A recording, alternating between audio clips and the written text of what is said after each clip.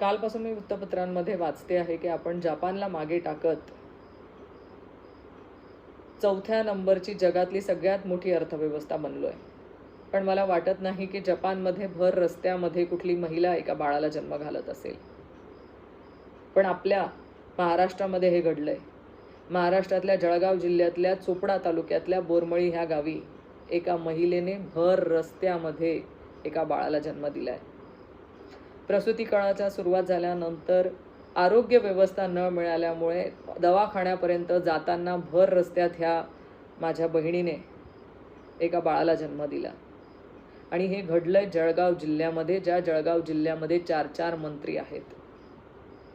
खरं प्रत्येकाला लाज वाटावी आणि प्रत्येकासाठी लाजिरवाणी बाब म्हणावी लागेल की भर रस्त्यामध्ये माझ्या लाडक्या बहिणीने एका बाळाला जन्म दिला. काय तर फक्त आरोग्य व्यवस्था न मिळाल्यामुळे.